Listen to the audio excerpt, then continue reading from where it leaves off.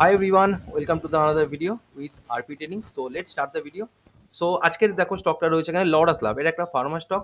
তো এই স্টকটাকে দেখে নেবো কি কি প্যারামিটার, টেকনিক্যাল প্যারামিটার রয়েছে, ফান্ডামেন্টাল প্যারামিটার। প্রথমে আমরা টেকনিক্যালি একটা শর্ট ওভারভিউ নিয়ে নেবো। দেখো স্টকটা এখান থেকে অল টাইম যে হাইটা ছিল, অল টাইম হাই ছিল অলমোস্ট স্টকটা, চলো লেট মি সি, 720 টাকার কাছাকাছি।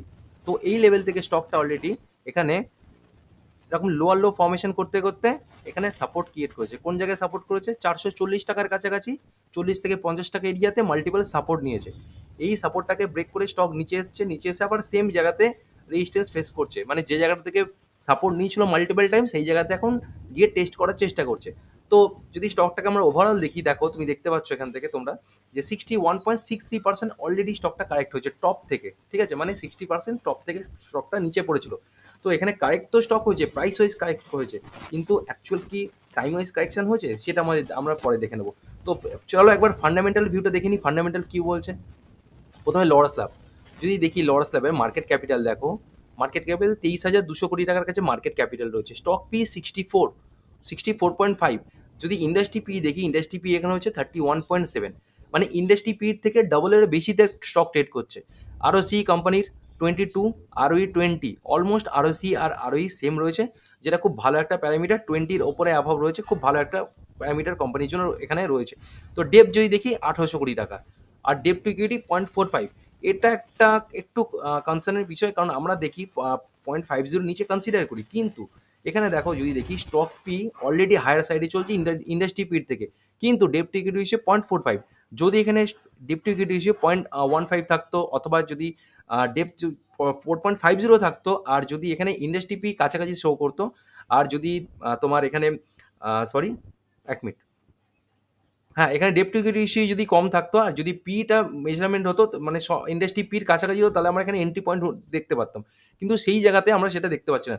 5 বছরে যদি রিটার্ন অন ইকুইটি দেখি, রিটার্ন অন ইকুইটি 23.0, আর আরই 20, তবে অলমোস্ট সেম, 5 বছরের যেটা রয়েছে অলমোস্ট সেম কাছাকাছি শো করছে। তো একবার দেখে নেবো, ডিভিডেন্ড দেয় 0.47%, ফেস ভ্যালু 2, মানে স্টকটা যদি স্প্লিট করে 1:2 রেশিওতে এখনো পর্যন্ত স্প্লিট করে প্রবাবিলিটি স্টকটার কাছে রয়েছে। এইবারে মোস্ট ইন্টারেস্টিং, দেখো সেলস, 5 বছরের সেলস 23%, 5 বছরের profit 34%। This is the very good number for the company for the long term, মানে কোম্পানি লং টার্মে সাস্টেন করার জন্য খুব ভালো একটা নাম্বার শো করেছে এখানে 5 বছরের সেলস আর 5 বছরের প্রফিট। এইবার একটু যদি নিচে চলে আসি, দেখবো সে তোমার এখানে রয়েছে যে ইপিএস 6.7, এটা 8 to 10 হলে আরও ভালো স্টকটার জন্য প্যারামিটার হতো, স্টকটাতে পোটেন্সিয়াল আরও বেশি দেখতে পারতাম। তো চলো একবার 10 ইয়ার্সের আমরা দেখে নেবো ইন্ডাস্ট্রি পি কী বলছে। যদি 10 ইয়ার্সে ইন্ডাস্ট্রি পি দেখি, মিডিয়ান পি দেখি, দেখো 29.3, ঠিক আছে? যদি 5 বছর ইন্ডাস্ট্রি পি দেখি 33, 3 বছর ইন্ডাস্ট্রি পি 33, 1 বছর ইন্ডাস্ট্রি পি 25, 6 মাস ইন্ডাস্ট্রি পি 39, আর 1 মাসের ইন্ডাস্ট্রি পি 57। তো স্টকটা আমরা দেখতে পাচ্ছি অলরেডি ওভার ভ্যালুড একটা জোনে চলে গেছে। তো স্টকটা এখান থেকে এখনও টাইম ওয়াইজ কারেকশন হওয়ার প্রয়োজন আছে, আই থিঙ্ক, অ্যাকর্ডিং মি। তো চলো পরে আমরা দেখে নেবো যে অ্যাকর্ডিং টু চার্টে, যে চার্টে ক্লিয়ার পিকচার ওখানেই আমরা দেখতে পাবো। এবার চলে আসবো মেন আমরা প্রফিট অ্যান্ড লস স্টেটমেন্টে। যদি প্রফিট অ্যান্ড লস স্টেটমেন্ট দেখি, দেখো সেলস কন্টিনিউয়াসলি কোম্পানি ইনক্রিজ হচ্ছে, 451 কোটি, 719 কোটি, 1160, এইভাবে তুমি দেখতে থাকো, এখানে পুরো কন্টিনিউয়াসলি ইনক্রিজ পজিশনে। এই যে 2021 থেকে 2022-এ যে হয়েছে, এটা নেগলিজেবল, অলমোস্ট সেম কনসিডার করতে পারি।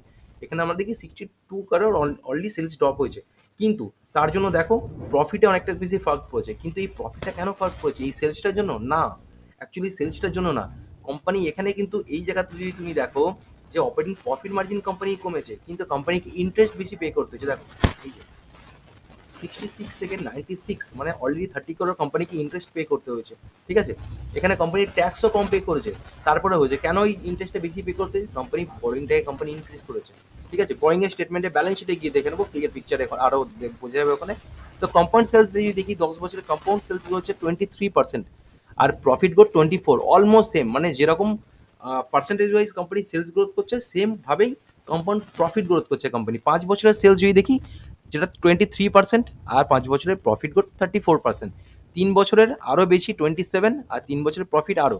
কিন্তু যদি লাস্ট টিটিএম মানে ট্রেলিং 12 মান্থ যদি দেখি, এখানে -5-এ চলছে সেলস, আর এখানে -54। তো এখানে কি হতে পারে, এখানে যে এই টোটাল যে কমপ্লিট হবে, যদি যখন টিটিএমটা কমপ্লিট হবে, এখনো 2টো কোয়ার্টার আমাদের বাকি আছে, এটা হলে এটা যে পুরো পজিটিভ হয়ে যাবে এরকম একটা ইন্ডিকেশন আমার কাছে এখনো পর্যন্ত নেই। কারণ -54 থেকে তাকে যদি কনসিডার করতে হয়, মানে পজিটিভে আসতে হয়, অলরেডি 100% গ্রো করতে হবে এইখানে। কম্পাউন্ড সেল 100% গ্রো হলে তারপর এটা নেট টু নেট জিরোতে আসবে, তারপরে পজিটিভে আসবে। যদি পজিটিভে আসে 10 ইয়ার্সের, 5 ইয়ার্সের, 3 ইয়ার্সের কম্পাউন্ড প্রফিট করতে কমপ্লিট করতে পারবে না, as of my experience. Okay, so চলো ব্যালেন্স শিট দেখে নিই, ব্যালেন্স শিট কি বলছে। ইকুইটি ক্যাপিটাল এখানে লিটিল বিট 1 crore ডাইলিউট হয়েছে, এরপর আবার 1 crore ইনক্রিজ করছে। এই যে ইকুইটি শেয়ার কোম্পানির একটা ব্যালেন্স শিটে থাকে, যেরকম মাঝে মাঝে কোম্পানি জিনিসে ডাইলিউট করতে হবে, এটা একটা সেবির নর্মসের মধ্যে আছে। তো রিজার্ভ যদি দেখি, দেখো রিজার্ভ দেখি 3,945 কোটি টাকা। আর যদি এখানে বরিং দেখি 1800 কোটি টাকা। আগে যে বরিংটা ছিল 1700 কোটি টাকা। এই যে বললাম কোম্পানিকে আগের বার যে ড্রপ হয়েছে, যে এখানে সেলটা ড্রপ হয়েছে, দেখো কোম্পানিকে ইন্টারেস্ট বেশি পে করতে হয়েছে। যে বললাম ওখানে আমি যে দেখালাম প্যারামিটার প্রফিট অ্যান্ড লস স্টেটমেন্টে, তো সেখানে কোম্পানির বরিংয়ের জন্য 200 করোড় টাকা, এখানে 200 কোটি অলমোস্ট এক্সট্রা কোম্পানি এখানে ধার করেছে, যার জন্য কোম্পানিকে 66 থেকে 96 almost 30 crore extra interest pay করতে হয়েছে। আর কোম্পানি আন্ডার কনস্ট্রাকশনেরও 231 কোটি টাকা, যার জন্য কোম্পানি প্রফিটিং মার্জিন আরও কমে যাওয়ার কথা। এর আগে যে 2021 থেকে যে ড্রপটা দেখেছিলাম আমরা, এখানে company operating profit margin under construction যে অন্য বিজনেস থেকে যে প্রফিট এখানে ছিল সেটা ইনক্রিজ করেছিল, কিন্তু already day by day, year by year এটা ডিক্রিজ করছে। এখানে এটা কোম্পানির জন্য খুব একটা ভালো প্যারামিটার না, যদিও এটা আন্ডার কনস্ট্রাকশন। অন্য বিজনেস যখন এটা কমপ্লিট হয়ে যাবে তখন ডিএর টোটাল অ্যাসেটে ক্যালকুলেট হবে। দেখো যখন আন্ডার কনস্ট্রাকশনে, দেখো CWIP আন্ডার কনস্ট্রাকশনে যখন কোনো তার বিজনেস বা কোনো কিছু ক্যাপিটাল থাকে, যখন এটা কমপ্লিট হয়ে যায় তখন এটা ডিএর টোটাল অ্যাসেটে ক্যালকুলেট হবে। তো এখনো পর্যন্ত এটা কমপ্লিট হয়নি, যার জন্য টোটাল অ্যাসেটে অ্যাড হয়নি। যখন হয়ে যাবে তখন টোটাল অ্যাসেটে ক্যালকুলেট হবে। তো চলো একবার প্রোমোটার হোল্ডিং কি বলছে দেখে নেবো। দেখো প্রোমোটার হোল্ডিং কোম্পানিটা খুবই কম রয়েছে, 27%। 28, 27, 27, 27, 27 দেখো এরকম করতে করতে 0.2727 এখান থেকে অলরেডি 28.76 থেকে 27.20 কোম্পানি অনেকটা ডাইলিউট করেছে।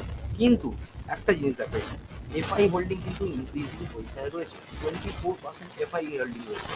তো আর যদি টিআই হোল্ডিং থেকে 11.31% টিআই হোল্ডিং রয়েছে, মানে অলরেডি 35%-এর কাছাকাছি এখানে স্ট্রং হ্যান্ডে রয়েছে। এবার দেখো পাবলিক হোল্ডিংটা, পাবলিক হোল্ডিং কিন্তু পাবলিকের মধ্যে অ্যাকচুয়াল কত পাবলিক আছে, অ্যাকচুয়াল কত স্ট্রং আছে সেটা দেখি। দেখো 5-6%-এর কাছাকাছি স্ট্রং হ্যান্ডে আছে। তো আমরা যদি 37 থেকে 37.57 থেকে যদি 6% বাদ দিই, তো অলমোস্ট 31%-এর কাছাকাছি এখানে পাবলিক হোল্ড হচ্ছে। অ্যাজ সাচ যে খুব ভালো প্যারামিটার তা না। তো আমরা জেনারেলি পাবলিক হোল্ডিং 30%-এর নিচে কনসিডার করি, যার জন্য মার্কেটে ফ্রি ফ্লোট কম হয়, ফ্লাকচুয়েশন কম হয়, মার্কেটে যে একটা সাস্টেনেবল গ্রোথ পাওয়া যায় যে কোনো প্রাইসের মধ্যে বা স্টকের মধ্যে। তো চলো আরেকবার আমরা টেকনিক্যাল প্যারামিটারে চলে আসবো যে কি করতে পারি। দেখো টেকনিক্যাল প্যারামিটারটা দেখো, এখানে এই যে স্টক যে বললাম 61%, এখানে অলমোস্ট কারেক্ট হচ্ছে 61.63%। এখান থেকে কি করতে পারি, স্টকটা তো প্রাইস ওয়াইজ তো কারেকশন হয়েছে, এখানে দেখতে পাচ্ছ যে 61% কারেকশন হয়ে স্টক এখানে হায়ার হাই ফর্মেশন করছে। কিন্তু হায়ার হাই ফর্মেশনের করে এই যে রয়েছে ফেজ বাইং, কিন্তু আমাদের সবসময় হবে 447। তুমি রাউন্ড ফিগার ধরো 450-এর উপর ফেজ বাউন্স ব্যাক আমরা এক্সপেক্ট করতে পারি। ওপরে গিয়ে রিটেস্ট কন্টিনিউশনের পরে ফার্স্ট টার্গেট হবে আপনাদের 640, সেকেন্ড টার্গেট 680-র কাছাকাছি, third target all time high 720। এরপরে স্টকটা আরও হায়ার সাইডে যেতে পারে। কিন্তু এখানে একটা মেন কনসার্নের বিষয়, চলো ডেলি টাইম ফ্রেম দেখাই। যেদিনকে আমি ভিডিও করছি স্টকটা এখানে একটা আনইউজুয়াল মুভ দিচ্ছে এখান থেকে, ঠিক আছে। প্রাইসের স্ট্রেংথ কম আছে এখান থেকে, এতটা ছোটো কনসেপ্ট হঠাৎ করে সাস্টেনেবল গ্রোথ না হয়ে একটা শুট আপ হয়েছে এখান থেকে প্রাইস, ঠিক আছে, শার্পলি আপসাইড হয়েছে, কিন্তু এখান থেকে রিয়েকশন ফেস করছে। তো এটা যদি উপর দিকে চলে যায়, আমার আমার এক্সপিরিয়েন্স অনুযায়ী, তো এটা নিচের দিকে আবার এখানে আসা উচিত। কারণ হচ্ছে স্টকের যদি দেখি, দেখো এখানে যদি দেখো তোমরা এখান থেকে দেখো একটা কাপ টাইপের শেপ ফর্মেশন করছে, এই জায়গাতে কাপের ব্রেকআউট তো হয়েছে, কিন্তু মেন যে রেজিস্ট্যান্স সেটার ব্রেকআউট হয়নি। তো এই ব্রেকআউটে যারা ট্রেড করবে সেখান থেকে ফেলিয়ার হয়ে আবার এই জায়গায় 400 টাকার কাছাকাছি স্টকটা চলে এসে এখানে একটা কনসেন্ট্রেট করে টাইম ওয়াইজ কারেকশন চাই। প্রাইসের কারেকশন হয়ে গেছে, টাইম কারেকশন চাই, ঠিক আছে। তো এরপরে যখন প্রাইস কারেকশন হতে এখনও 2 মাস 3 মাস 4 মাস মেবি লাগতে পারে, তো তারপরে যখন 450-এর ওপর যাবে তখন তোমরা এখানে একটা অপরচুনিটি দেখতে পারো। তো আমার বলার উদ্দেশ্য যে তোমরা ইমিডিয়েটলি স্টকে কোনো টেকনিক্যাল প্যারামিটার দেখেও করো না, দেখো যে স্টকটা টাইম ওয়াইজ কারেকশন হয়েছে কি প্রাইস ওয়াইজ কারেকশন হয়েছে। দুটো কারেকশনই প্রাইসের মধ্যে আমাদের চাই। ফান্ডামেন্টাল প্যারামিটারটাও দেখে নাও, এখানে ফান্ডামেন্টালের আরও কোম্পানির একটু ইমপ্রুভমেন্ট দরকার আছে। এখানে পাবলিক হোল্ডিং কমার দরকার আছে, প্রোমোটার হোল্ডিং ইনক্রিজ করার দরকার আছে। কোম্পানি যদি বরোইং নিয়েছে, বরোইংটাকে কোম্পানি রিপে করে যদি দেয়, তাহলে স্টকটার জন্য ইন্টারেস্টও কোম্পানিকে কম পে করতে হবে, আর নেট প্রফিটিভিটি মার্জিন কোম্পানি আরও বেড়ে যাবে। তো এইসব প্যারামিটারগুলো দেখে তারপর আমরা একটা স্টকেতে ইনভেস্টিং করার জন্য চিন্তাভাবনা করতে পারি। ওকে, তো চলো এটা ভিডিওটা বলে দিই। ভিডিওটা একটা ডিসক্লেমার, সেটা হলো যে আমি কোনো সেবি রিসার্চ অ্যানালিস্ট নয়, এটা only for the educational purpose. কীভাবে স্টককে আমরা অ্যানালিসিস করি, কীভাবে ফান্ডামেন্টাল চার্ট দেখবো, ব্যালেন্স শিট কীভাবে রিড করি, কীভাবে টেকনিক্যাল প্যারামিটারগুলো চেক করবো, সেই সবগুলো আমরা এখানে ডিসকাস করে নিচ্ছি স্টকেতে। তো পুরোপুরি এডুকেশনাল পারপাসের জন্য এটা কোনো বাই সেল রেকমেন্ডেশন না। যদি আমি কোনো জায়গায় বাই অথবা সেল ওয়ার্ডটা ইউজও করি, সেটা only for the bounce back অথবা নিচে আসার প্রবাবিলিটি, এই পারপাসে। ওকে, তো চলো ভিডিও যদি ভালো লেগে থাকে ভিডিওটা লাইক করে দিও, চ্যানেলটিকে সাবস্ক্রাইব করে দিও, আর বেল আইকনটা প্রেস করতে ভুলো না, আর ফ্রেন্ডস আর ফ্যামিলি সকলের সাথে শেয়ার করে দিও। চলো টাটা, আবার অন্য কোনো ভিডিও তোমাদের সাথে দেখা হবে।